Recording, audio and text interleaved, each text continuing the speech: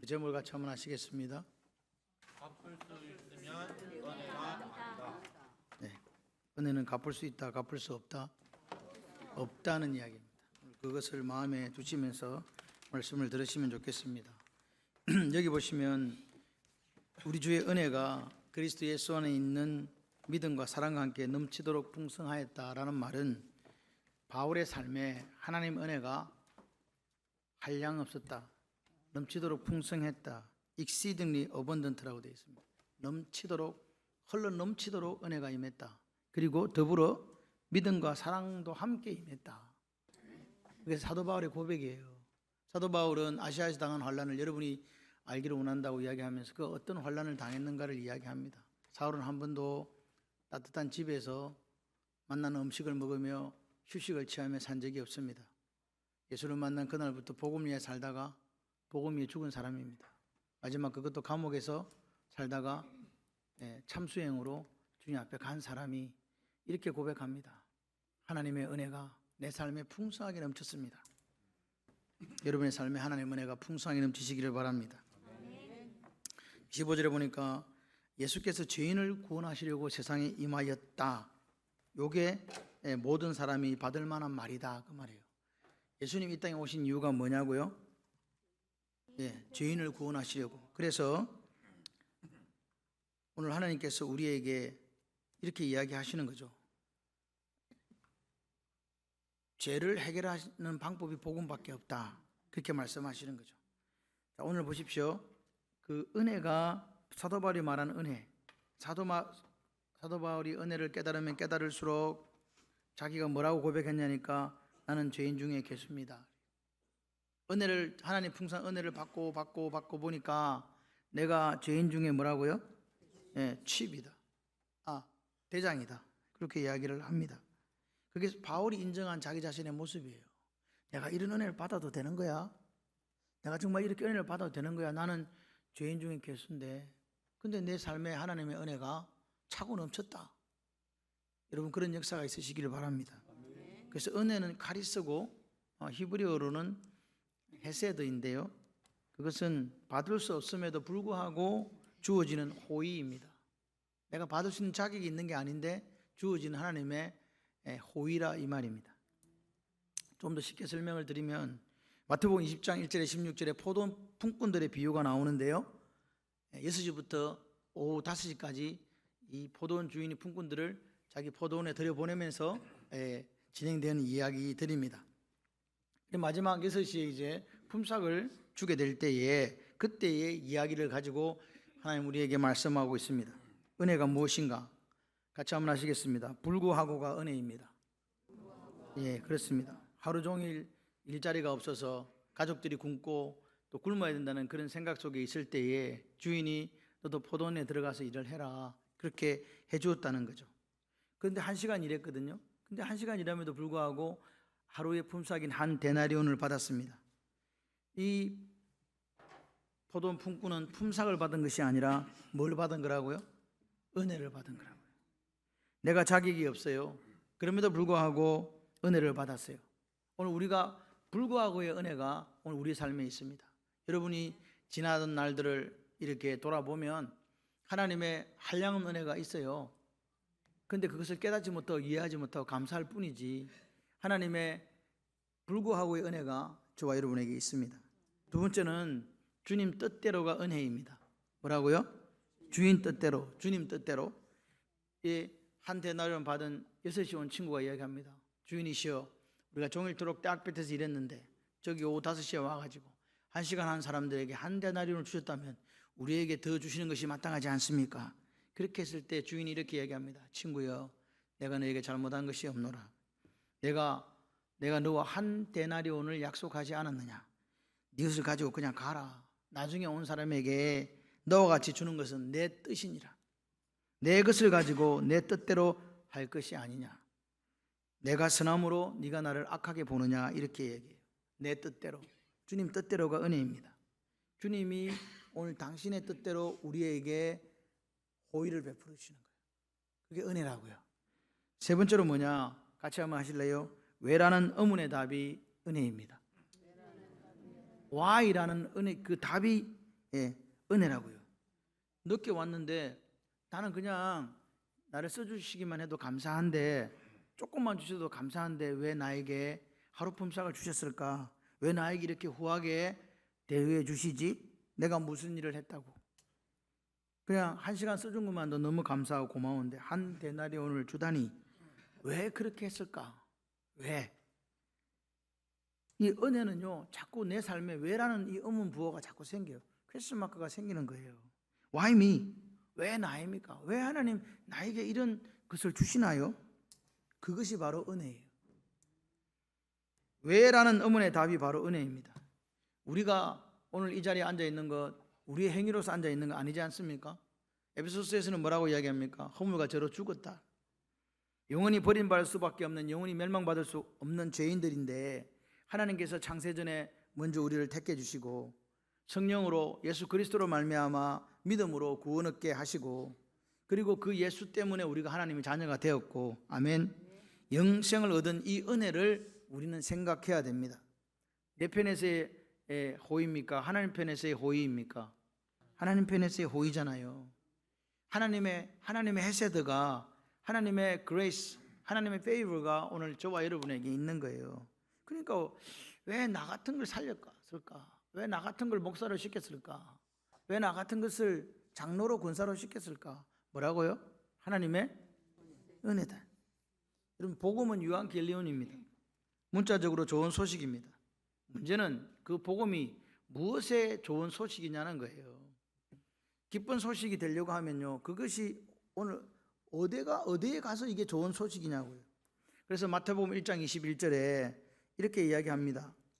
아들을 낳으리니 그 이름을 예수라 하라. 이는 그가 자기 백성을 그들의 죄에서 구원할 자이심이라 하니라. 자, 자기 백성을, 이 예수의 이름은 구원이에요. 죄에서 구원. 그렇죠? 그렇습니다. 오늘 사도 바울이 15절에 이야기하잖아요. 예수께서 죄인을 구원하시려고 세상에 임하셨다. 같은 이야기 맞죠? 그러니까 오늘 복음이라는 것, 유한겔리온이라고 하는 거 여러분 꼭 기억하셔야 돼요. 두 가지 사실을 우리가 확인합니다. 팩트 체크를 하면 하나는 예수, 하나는 죄에서 구원이에요. 이게 복음이에요. 이 기쁜 소식이에요. 그러니까 복음이라는 것이 예수님께서 우리를 죄에서 뭐 했다? 구원했다. 그러니까 죄에서 구원했다는 말이기 때문에 복음이라는 것을 우리가 이해하고 깨달으려고 하면 반드시 알아야 되는 게 뭐냐니까 죄가 무엇인가를 알아야 되는 거죠. 왜? 우리를 어디서 구원했기 때문에? 죄에서 구원했기 때문에. 이 죄는요, 문자적으로 원어는 하마르티아인데요, 뜻은 뭐냐? 표적을 맞추지 못했다 그래요. 어떤 표적이 있는데 그 표적을 맞추지 못한 거예요. 그렇기 때문에 성경은 우리에게 모든 인류가 맞추어야 될 그 표적, 타겟이 있다고 이야기합니다. 그 답을 오늘 성경에서 보여주는데요, 로마서 3장 23절에 모든 사람이 뭘 범하였음에? 하나님의 영광에 이르지 못하더라. 그럼 하나님 죄의 문제를 해결하면 어디에 이른다? 예. 그래서 오늘 우리의 표적은 뭐라고요? 하나님의 영광이에요. 사람이 죄 문제를 해결하고 나면 이룰 수 있는 게, 해결할 수 있는 게 하나님의 영광이라고요. 다시 말해서 우리는 하나님의 영광이라는 표적을 맞추지 못하고 살았다. 예수 만나기 전에는 그게 죄라는 거예요. 죄가 살인이나 강도나 간음이나 뭐 있다 등등 그 죄 이전에 하나님의 영광을 드러내지 못하고 있다면 우리는 어디에 있는 거라고요? 죄 속에 있는 거라고요. 이해되십니까? 그렇습니다. 오늘 사람이 표적을 이렇게 맞춰야 돼. 화살과 쏴가 맞춰야 되는데 하나님의 영광이라는 표적을 맞춰야 되는데 그 표적을 맞추지 못하고 빗나가 버린 거예요. 그게 죄예요. 뭘 맞췄겠어요? 자기 영광을 맞춘 거예요. 하나님의 영광을 맞춰야 되는데 자기 영광을 맞춘 거라고요. 그러니까 죄가 뭐냐고 물어본다면 자기를 드러내는 거예요. 누굴 드러내야 되는데? 하나님을 드러내야 되는데 자기가 의롭다고 자기 의를 드러내고, 자기가 이런 사람이라고 자랑하고, 자기가 이런 사람이라고 이거 이루었다고 교만에 빠지는 게 죄라 이 말입니다. 복음에는 나라는 이 단어가 등장할 곳이 없습니다. 왜? 하나님의 은혜로 내가 예수님과 함께 살았으니까, 구원받았으니까. 인정하시면 아멘. 그래서 오늘 죄는 뭐냐? 하나님께 드려야 될 시간, 하나님께 드려야 될 그 열정을 누구에게 쏟아붓는 거란 말입니까? 자기 자신에게 쏟아붓는 것, 이것이 곧 표적을 빗나간 거라, 죄라고 이야기합니다. 그래서 복음은 어떤 기능을 갖고 있는가? 복음은 특징적으로 자기를 드러내지 못하게 해요. 다시 말해서 내가 복음의 사람이야, 내가 예수를 잘 믿는 좋은 그리스도인이야 라고 한다면 자기를 드러낸다, 드러내지 않는다? 드러내지 않는 거예요. 왜요? 자기를 드러내는 게 자기 영광이니까. 제가 종현이를 보고 너는 사람을 살리는 의사와 더불어 뭘 살리는 의사가 되라고 요구했냐니까, 사람을 병도 고쳐주지만 영도 살리는 그런 의사가 되어달라고 이야기를 했어요. 영을 살리는 의사가 하나님의 영광을 드러내는 의사거든요. 복음은 특징이 뭐냐? 그래서 자랑이 안 돼요. 우리가 자랑할 게 아무것도 없는 거예요. 그래서 복음의 사람은 교만하지도 않아요.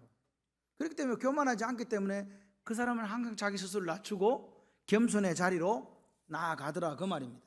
여러분, 우리가 이 사실을 이해하게 되면 왜 복음이 은혜일 수밖에 없는가를 알게 되는 거죠. 그러니까 은혜만이 오늘 여러분의 가정을, 여러분의 인생을 지키고 여러분을 살리는 방법이 뭐냐? 은혜밖에 없는 거죠. 그렇습니까? 여러분, 오늘 은혜가 자기 자랑을 이겨요. 자기가 어렵다고 하는 걸 이긴다고요. 그러니까 죄를 짓는다는 것은 타겟을 빗나간 거지만, 관역을 빗나간 거기도 하지만 하나님의 은혜에 대한 무지가 죄입니다. 같이 한번 해봐요. 하나님의 은혜에 대한 무지가 죄입니다. 그러니까 하나님의 은혜를 모른다는 거, 이게 죄라는 거예요. 무슨 뭐 가서 누굴 때렸다는 게 아닙니다.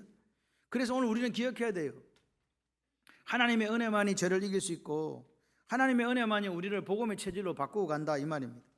여러분, 은혜가 뭐라고요? 하나님 앞에서 우리가 행위가 안 되는데 받을 만한 자격이 없고 불구하고 당신의 뜻대로 우리에게 Y라는 의문을 일으키게 하는 게 이게 은혜라면, 은혜는 결국 선물이잖아요. 받을 자격이 없는데 그냥 주는 거예요. 옛다 선물이다. 내 행위가 아니라 하나님의 사랑이라, 이 말입니다. 그렇기 때문에 오늘 하나님 내게 주신 은혜에 대해서, 내가 사업체 내가 이렇게 만들었어, 내가 이렇게 돈을 벌었어, 내가 이렇게 건강해, 그런데 그게 다 하나님이 뭐라고요? 선물이에요. 그러니까 선물에 대한 반응은요, 뭐밖에 없어요? 선물 받으면 뭐라 그래요? 여러분들 뭐라 그래요? 고맙습니다, 그렇게 하잖아요. 아리가또 고자이마스, 쉐쉐, 메르치 복구. 그렇게밖에 할 수 없는 거예요. 왜? 내가 뭐 한 게 없는데 선물을 주니까. 그러니까 오늘 여러분 삶에 감사가 없어요? 저 사람은 감사할 게 너무 많은데 감사가 없어요. 그 말은 뭘 잊어버렸다는 거예요? 은혜를 잊어버리고 망각했다는 이야기입니다. 그래서 감사는 그럼 뭘로 도대체 표현됩니까? 제가 조금 전에 이야기했잖아요. 입으로 표현되는 거예요. 고맙습니다, 그게 감사예요. 여러분, 오늘 그래서 예수를 믿고 나서 여러분의 입술이 바뀌지 않았으면 오늘 변화된 게 아니라는 이야기. 여러분, 은혜는 두 가지 종류가 있습니다. 하나님의 은혜가 있어요. 천국 은혜요, 하나님 닮은 은혜요. 또 하나는요, 마귀 닮은 은혜, 세상 은혜, 사탄의 은혜가 있잖아요. 그 말을 가지고 자기를 나타냅니다. 언어는요 중요하지요. 어떤 일을 하면서 반드시 필요하고 중요한 도구가 언어입니다. 여러분, 오늘 영적인 리더십을 가진 사람들이 천국 언어를 사용하지 못하면 어떤 일이 일어나겠습니까? 그 천국 언어를 사용하지 못하기 때문에 그 사람 심령에 천국이 임하지 않습니다. 마귀가 임할 수밖에 없습니다. 여러분, 천국 언어를 사용하면 천국이 임하고, 마귀 언어를 사용하기 시작하면 그 가정에, 그 인생에 뭐가 임하냐니까 마귀 역사가 임하는 거예요. 기억하시기를 바랍니다. 그래서 오늘 우리는 어떻게 하면 되는가? 천국 언어를 배우고 습득하고 그것을 사용하는 그런 멋진 그리스도인이 되어야 될 줄 믿습니다. 감사는요 환경이 아니에요. 감사는요 그거 어떤 일에 대한 해석이에요. 해석을 어떻게 하느냐에 따라 감사하느냐 못하느냐가 나타난다. 보십시오. 어떤 것을 해석해서 그 결과가 나타나는 거예요. 그 어떤 것을 이렇게 해석하니까 적용이 달라지잖아요. 여러분은 어떤 일을 해석할 때 그 기준이 뭡니까? 그 기준을 성경은 성경적인 세계관, 다시 말해서 성경에서 말하는 가치관을 가지고 사십시오 라고 이야기해요. 그럼 성경에서는 그러면 감사를 어떻게 해석하고 있나? 삶을 어떻게 우리에게 해석하고 있는가? 모든 사건을 감사로 해석하라 그래요. 안 좋은 일이 일어나도 감사, 좋은 일이 일어나도 감사, 슬퍼도 감사, 기뻐도 감사, 즐거워도 감사, 다 감사. 그것을 성경은 뭐라고 이야기합니까? 범사에 감사하라. 성경에는요 감사라는 명령을 두 가지로 우리에게 줍니다. 하나는 기억하셔야 돼요. 항상 감사해라. 뭐라고요? 두 번째는 뭐예요? 범사에 감사해라. 항상이라는 것은 시간입니다. 시간이란 말은 오늘 여러분 하루를 사시면서 24시간이 있는데 24시간 내내 감사하라는 거예요. 두 번째, 범사라는 말은 뭐냐? 일어나는 일마다 감사하라는 거예요. 어떤 분은요, 교통사고가 나도 감사해요. 왜 감사하냐 물으니까 이보다 더 큰 일을 안 당해서 감사합니다. 여러분, 고속도로를 가다 보면요, 희한한 일들이 가끔씩 생깁니다. 내가 상상하지 못한 일들이 생겨가지고 사실 사고가 나기도 해요. 그런데요, 거기도 감사를 해요. 왜요? 요만큼 사고 나서 감사하다. 이 말이 무슨 뜻인지를 이해하시는 여러분이 되시기를 바랍니다. 여러분, 조건이 좋아진다고 꼭 인간이 감사하는 건 아닙니다. 조건이 좋아지면 오히려 감사를 잃어버리고 교만해지고, 그죠? 자기 자랑하잖아요. 그러니까 조건이 좋다고 감사하는 것이 아니고 내가 감사해야지 하는 의지가 있어야 된다, 그 말입니다. 그러니까 감사란 말은 내 의지가 들어가기 때문에 선택인 거예요. 초이스라고요. 내 의지를 통해서 결단하는 게 감사라니까요. 환경이 좋아서 감사하는 게 아니라 그 말입니다. 그래서 성경에 나오는 모든 명령, 이렇게 하라라고 했을 때, 범사에 감사하라고 했을 때 그것은 내 의지가 동원되지 않으면 안 되는 거예요. 범사에 뭘 감사를 하냐고, 뭔 좋은 일이 있는데, 이렇게 이야기하실 수 있지 않습니까? 그래서 성경은 명령할 때 어디를 향해서 명령하느냐? 내 의지를 향해서 명령하는 거예요. 어떻게 해요?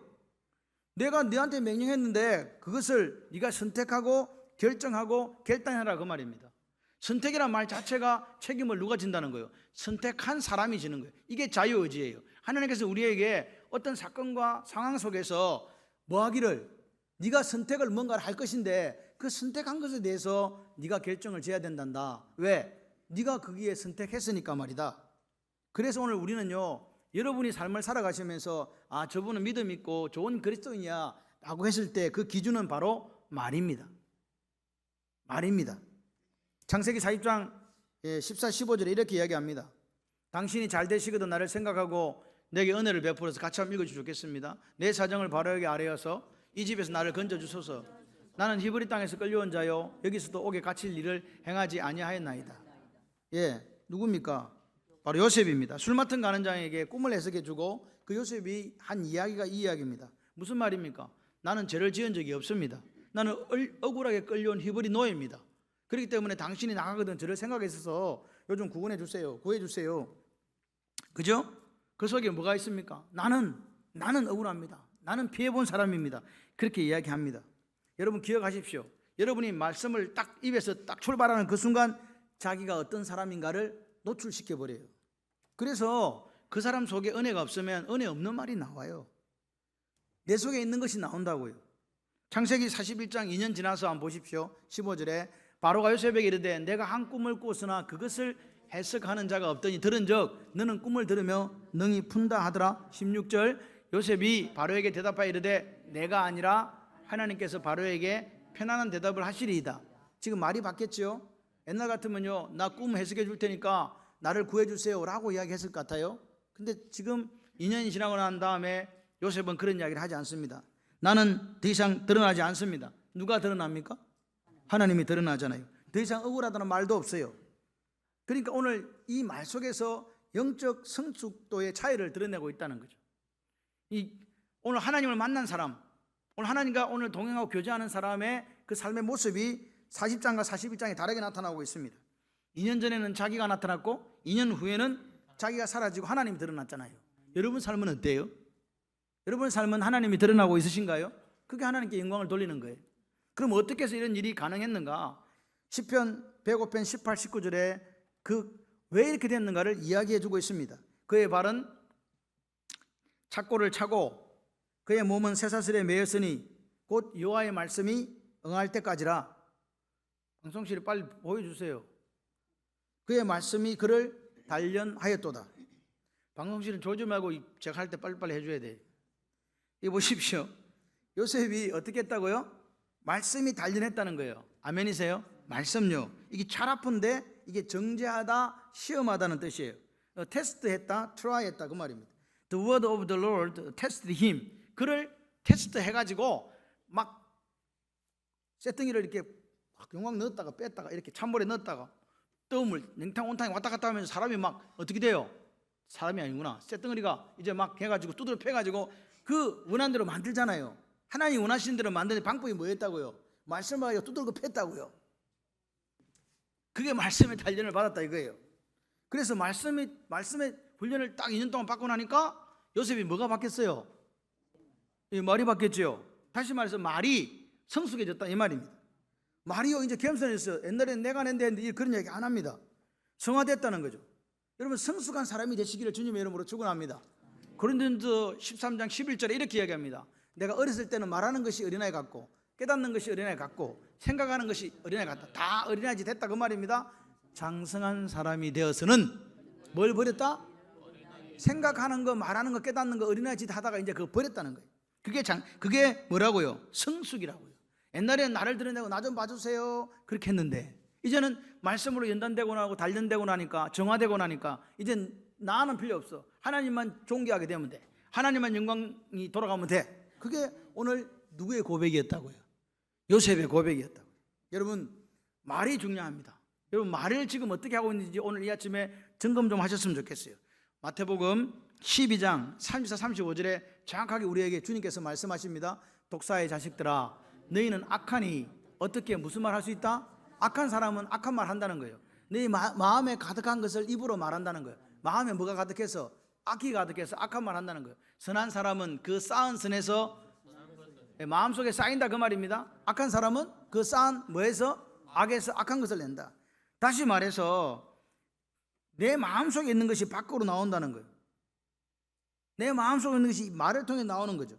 그래서 그 사람이 어떤 말을 이렇게 하면요 알 수 있어요. 아, 저 사람은 저렇게 살았구나.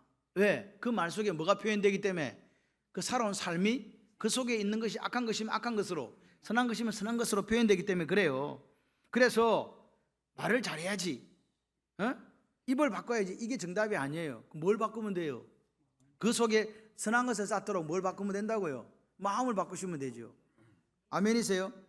그래요. 마음을 바꾸면 결국 그 말이 오늘 내 쌓은 것에서 선한 것으로 나오고 선한 삶을 살아갈 수 있다는 말입니다. 여러분 삶에 쌓은 것이 드러나게 되어 있어요. 숨길 수가 없어요. 그래서 삶은 어떻게 보면 표정이에요. 표정. 결국 숨길 수 없다. 그래서 시간이 흐를수록 좋은 그 표정이 나타나야 돼요. 아멘이십니까? 그거를 한번 보세요. 사람들이 나를 보더니 알아본다? 어떻게 해요? 야, 인상 좋아졌네. 야, 예수 믿고 나더니 분위기 좋아졌다. 야, 예수 믿고 나더니 은혜스러워졌어. 그게 바뀌는 거지 않습니까? 여러분, 주님께서 왜 이스라엘 백성들을 출애굽시켜 놓고 광야로 보냈을까요? 그 이야기가 오늘 나와요. 이유가 나와요. 신명기 8장 14, 16절에 이렇게 이야기해요. 네 마음이 뭐해서? 이게 답이에요. 네 마음이 교만해져 가지고 누구 잊어버릴까 봐? 하나님 잊어버릴까 봐. 다시 말 은혜를 기억하지 않고 교만해져 갖고 네가 했다고 할까 봐 어디로 보냈다고요? 광야로요. 여호와는 너를 애굽 땅 종되었던 집에서 이끌어내시고 너를 인도하여 그 광대하고 위험한 광야에 불뱀과 정갈이 있고 물이 없는 간조한 땅을 지나게 하셨으며 또 너를 위하여 단단한 반석에서 물을 내셨고 내 조상도 알지 못하는 만나를 광야 내게 먹였는데 이렇게 한 이유는 이는 다 너를 뭐하고? 겸손하게 하고 너를 시험하사 마침내 뭐 주려고? 복을 주시려고. 아멘이십니까? 오늘 하나님은 낮추고 우리를 테스트하고 말씀으로 정죄하는 이유는 하나님께서 은혜를 주시고 복을 주시려고 그렇게 하는 거라 이 말입니다. 그러니까 그 테스트를 잘 이기시는 여러분이 되시기를 바라요. 왜 하나님은 간조하고 그 아무도 사람이 살 수 없는 땅으로 인도했냐? 하나님의 선하심을 경험하라고. 매일 주시는 만나 먹고 반석에서 물이 나오는 것을 먹으면서 하나님은 선하신 분이구나. 그게 선하시다는 말이 같이 한번 해봐요. 하나님은 사랑이 많으시다. 똑같은 거예요. 그래서 오늘 이스라엘 백성들에게 그들을 낮추셔서 겸손하게 하고 하나님 말씀에 순종하게 하도록, 그리고 그 살아가면서 하나님 베푸신 은혜를 생각하면서 선하심을 생각하면서 감사하게 하려고 그렇게 광야길을 걷게 하셨다 그 말입니다. 여러분, 하나님의 선하신 게 하나님의 사랑이에요. 하나님은 선하셔, 이 말은 사랑이 넘치고 넘치셔 그 말이거든요. 그러니까 선하지 않다는 말은 사랑하지 않는다는 뜻이잖아요. 여러분, 오늘 광야는 하나님이 어떤 분인가 가르쳐 주시기에 가장 적합한 환경입니다. 그런데 신약을 사는 우리에게도 광야길을 걸어간다고 하잖아요. 그럼 이건 뭐예요? 똑같아요. 훈련장이라고요. 아멘. 잘 훈련 받으시길 바래요. 잘 정죄당하시기를 바래요. 그래서 하나님 주신 은혜와 복을 누리시기를 바랍니다. 그리고 복을 누리시되 교만하지 말고 겸손해져서 까먹지 말고 잊어먹지 말고 꼭 기억하라 그 말이에요. 하나님은 오늘 우리에게 기억되기를 원하세요. 그래서 여러분 감사는요. 감사는 저기 정비창에 제가 해군에 근무를 한다. 복무지 복무. 그럴 때 이렇게 수리하러 와보면요. 정비창에 딱 적어놓은 거 있어요. 같이 해봐. 아니 내가 해야 되는데. 닦고 기름치고 조이자 이렇게 돼 있어요. 닦고 기름치고 조이자. 차 운전하는데 닦고 기름치고 조이갖고 하여튼간 느슨한 게 없도록 하자 그 말이에요. 그래서 감사도 뭐냐? 감사도 닦고 기름치고 조여야 돼요. 이게 관리하는 거예요. 감사를 뭐 하라고요? 여러분 감사가 여러분 닦고 기름치고 조이는 거라고요. 관리가 돼야 된다. 여러분 오늘 이 시간 예배를 드리면서 한번 생각해 봐요. 내가 지나온 세월들을 쭉 한번 회상해 보세요. 반드시 그 속에 하나님의 뭐가 있다고? 선하심이 있다고요. 사랑이 있다고요. 오늘 사도 바울이 고백했잖아요. 하나님의 은혜가 내게 넘치도록 풍성했다. 저 여러분의 똑같은 이야기 아닙니까? 그 40에 하나 감한매를 5번씩이나 맞고 태장을 3번씩이나 맞고 돌에 치임을 당하고 일주일을 파선에 3번이나 파선하고 그렇게 굶주리고 배고프고 위협을 당하고 그렇게 살아도 사도 바울이 뭐라고 얘기했다고요? 하나님의 은혜가 내게 풍성하게 넘치도록 임했다라고 이야기하는 거예요. 그렇다면 오늘 우리의 삶에 임한 하나님의 은혜는 도대체 얼마나 임한 겁니까 도대체? 누가 제게 물어요. 아버지 은행 그만두고 완전히 우리 산거지 됐잖아요. 그렇게 말하는 우리 집에 아들이 하나 있습니다. 그래서 제가 그랬어요. 하나님께서 비 안 오는 집에 살게 하시고 800평 대저택을 주셨다 이놈아. 그랬더니 아무 말을 못해. 말은 맞거든. 비 안 새는 집에 살잖아. 여러분 감사하려고 하면 감사는 뭐 하는 거예요? 닦고 기름치고 조이는 거라고요. 관리하시면 돼요. 아멘? 여러분 오늘 하나님의 은혜를 기억하는 사람은요, 기억하고 감사하는 사람은요 얼굴이 이렇게 반짝반짝 빛이 나요. 저 집사님 뭐 안 발랐는데 왜 저리 이뻐? 이렇게 된다고요. 화장품 회사가 망하는 일이 생긴다니까요. 아무도 아멘을 안 하셔. 네, 그런 역사가 일어난다. 여러분 말라기 3장 16, 17절 중요한 말씀이 있어요. 그때 여호와를 경외하는 자들이 피차에 말하매 여호와께서 그것을 분명히 뭐 하시고? 들으시고. 여호와를 경외하는 자 1번 그 이름을 존중히 여기는 자를 위하여 여호와 앞에 있는 어디다 기록했다고요? 경외하는 자 그 이름을 존중히 여기는 자를 위해서 기념책에 기록했다고요. 만군의 여호와가 이르노라 나는 내가 정한 날에 그들을 나의 특별한 소유로 삼을 것이요 또 사람이 자기를 섬기는 아들을 아낀같이 내가 그들을 뭐한다? 아끼리라. 하말 특별한 소유 만들고 그들을 특별히 아껴주겠다는 거예요. 그게 주님의 말씀이에요. 기억하시기를 바랍니다. 여러분 오늘 하나님을 우리가 하나님 이름을 존중히 여기고 그분을 경외하면 하나님 뭐 하신다고요? 기억하고 이 세굴라 특별한 소유로 삼고 그 다음에 아껴주시겠다는 거예요. 하나님은 절대로 잊어버리지 않는다. 우리는 까먹어도 하나님은 잊어버리지 않아요. 그러니까 여러분 조심해야 될 게 뭐냐? 하나님은 잊어버리지 않기 때문에 오늘 장로님이 기도한 대로 내게 들린 대로 내가 행하겠다 시행하겠다. 그러면 오늘 우리가 원망과 불평의 말을 대적하는 말을 하면 하나님께서 기억하신다 기억 못하신다? 하신다. 그러면 감사하는 말 하면 하나님이 뭐 하신다? 기억하신다. 그리고 기억하시면서 갚아주시겠대요. 어느 거 하시고 싶으세요? 그렇죠? 그래서 하나님께서 기념책에 기록하는 거예요. 네가 나한테 감사하는 말, 내 이름을 존중하고 내가 경외하는 그걸 하나씩 써놓는 거예요. 근데 우리가 생각할 때는 기록하지 말고 그냥 주면 되는데 바로바로 주시면 좋잖아. 근데 하나님은 왜 기록을 하시냐고, 왜 기억을 하시냐고요. 같이 해봐요. 나중에 갚아주려고. 언제요? 주님 다시 오실 때. 아멘이십니까? 그러니까 이거 외상이요. 외상은 별로 안 좋아. 근데 주님께서 말씀하시는 거예요. 반드시 갚아준다. 내 명예를 걸고. 주님이 말씀하시는 거예요. 하나님은 인생이 아니시니 거짓말하지 않습니다. 하나님은 사람이 아니시기 때문에 그가 한 결정에 후회하지 않습니다. 하나님은 절대로 우리가 하나님 앞에 살았던 삶에 대해서 떼어먹지 않습니다. 성경의 원리는 신고 거두는 거예요. 저를 봐주세요. 성경의 원리는 심고 거두는 거라고요. 심은 날이 있으면 거둔 날이 있다. 근데 그 심고 거두는 사이에 봄, 여름이 지나야 돼요. 가을이 와야 돼요. 다시 말해 시간이 걸린다는 거예요. 여러분 오늘 여러분이 지금 여기까지 오신 거는 여러분이 잘 사신 거예요. 그러면 우리 자녀가 잘 살기를 원하시죠. 그러면 여러분 기억하셔야 돼요. 그 시간이 있기 때문에 부모의 기도가 자녀를 살린다는 사실을 기억하세요. 좀 더 쉽게 표현하면 부모님들이 심은 삶이 있기 때문에 자녀들의 삶이 있다는 겁니다. 그냥 자수성가했습니다 이런 거 없습니다. 부모님의 삶을 따라 자녀들이 살아나는 거예요. 여러분 지금 받은 은혜가 족하시면 아멘. 그러면 이렇게 기도해 보세요. 아버지, 나는 족하오니 내 아들에게 갚아 주십시오. 여러분 오늘 하나님은 기억하세요. 감사하는 말은 하나님 기억하시고 원망하는 말도 기억하시고 대적하는 말도 기억하세요. 그렇기 때문에 오늘 이 말은 나는 족하오니 내 자식이 갚아주세요. 이 말은 감사하는 사람에게는 위로가 돼요. 이 말이. 근데 불평하고 하나님을 대적하는 사람에게는 경고의 말씀이란 사실을 기억하시기를 바랍니다. 여러분 지금 우리가 하나님을 대적하고 하나님 앞에 원망하고 불평해도 당장에 벼락이 떨어지는 건 아니에요. 그래서 사람들은 어떻게 사는지 아세요? 자기 속에는 옳은 대로 살아요. 말씀 필요 없다 이 말입니다. 여러분 기억하시기를 바랍니다. 우리가 하나님 앞에 감사하면 하나님이 내게 감사할 수 있는 것들을 더 많이 주세요. 감사가 뭐라고요? 하나님 이름을 존중히 여기는 거라고, 경외하는 거라고요. 그분을 자랑하는 거라고요. 그분을 높이는 게 감사예요. 감사하지 않으면 반대가 되는 거잖아요. 하나님을 대적하는 대적자의 자리에 있게 된다. 오늘 하나님을 경외한다, 야래한다는 이 말이 무슨 말이냐? 감사한다는 거예요. 기억하시기를 바랍니다. 여러분 감사거리가 없습니까? 작습니까?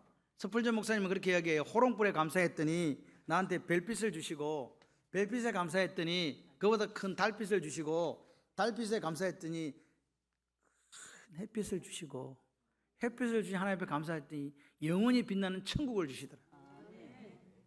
창세기 22장 12절에 하나님 이 말씀하세요. 사자에게 이르시되 그 아이에게 손을 대지 말라. 그에게 아무 일도 하지 말라. 네가 네 아들 네 독자까지 내게 아끼지 아니하였으니 내가 이제 네가 뭘? 하나님은 뭐 하는 줄 안다? 경외하는 줄 안다. 야래하는 줄 안다. 그래. 여러분 이게 좀 말이 이상해요. 네가 내 말에 순종했구나. 이렇게 울문이 그렇게 돼야 돼요. 왜? 모리아산까지 가서 얘를 제물로 바치라 그랬잖아요. 번제물로. 그러니까 그 번제물로 바치는 게 칼을 들고 아이를 죽이고 번제물로 바치려고 했기 때문에 하나님은 네가 나의 말에 순종했구나 이렇게 해야 되잖아요. 근데 네가 나를 경외하는 줄 알겠다 이 말을 우리가 생각하고 이상하다. 결국 그거잖아요. 순종이나 경외나 같은 말이라는. 표현은 달라 뜻은 같다. 이해되십니까? 순종이 뭔지 아세요? 내가 어떤 하나님의 말씀을 지키게 행한다. 이 순종은 뭐라고요? 경외하는 사람의 열매가 순종이에요. 하나님을. 그러면 경외는요? 경외는 뭐냐? 순종의 뿌리예요. 경외하는 마음이 있으니까 뽀글뽀글 올라와가지고 순종이 생겨난다는 거예요. 다시 말씀드리면 여러분들이 지금 이 아침에 하나님을 경외 야래 하나님을 높이고자 하는 그 마음이 있으면 내 삶에 다른 사람이 눈에 보일 수 있는 순종으로 나타난다 그 말입니다. 그러니까 신앙생활을 한마디로 표현하면 하나님의 은혜에 대한 반응이에요. 아멘. 하나님의 은혜에 대한 반응이다. 그러니까 여러분의 삶에 하나님의 은혜가 사라져 버려요. 그러면 신앙생활도 어디 가버리고 없는 거예요. 짐승보다 못하게 돼요.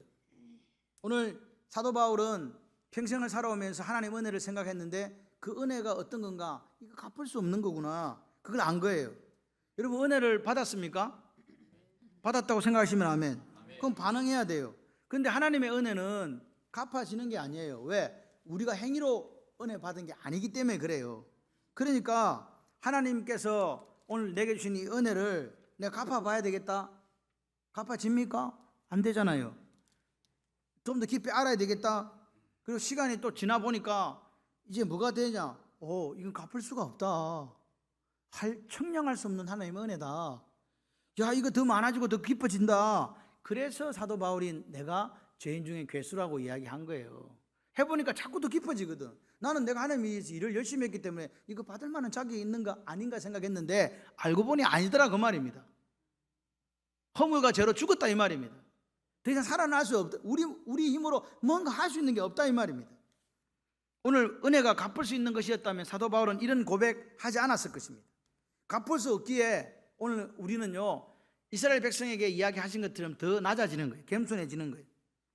은혜를 내가 갚을 수가 없기 때문에 내 마음속에 뭘 진 거예요 지금?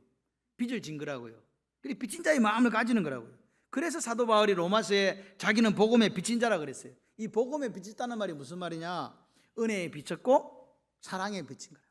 하나님의 그 사랑, 하나님의 은혜, 하나님의 믿음이 내게 풍성하게 넘쳤습니다. 그 고백이 오늘 사도 바울의 고백인 줄 믿습니다. 여러분, 오늘 우리가 어떤 것을 돈을 주고 샀다면 감사할 게 없잖아요. 내가 돈 주고 샀는데 뭐. 그런데 어떤 것을 선물로 받았다면 그것은 빚진 거고 은혜잖아요. 그래서 은혜이기 때문에 뭘로 반응해야 된다고요? 감사로 반응하셔야 된다고요. 여러분, 두 종류의 사람이 있습니다. 어떤 사람은 선물을 받고 그게 전혀 반응하지 않는 사람이 있고요, 은혜를 잊어버리는 사람이 있어요. 그런데 어떤 사람은 그것이 은혜임을 알고 그 은혜에 반응해요. 오늘 은혜에 반응하시는 저와 여러분이 되기를 소원합니다. 여러분, 오늘 하나님의 은혜는요 갚을 수 없어요. 아무리 우리가 최선을 다해서 헌신하고 충성해도 갚을 수는 없답니다.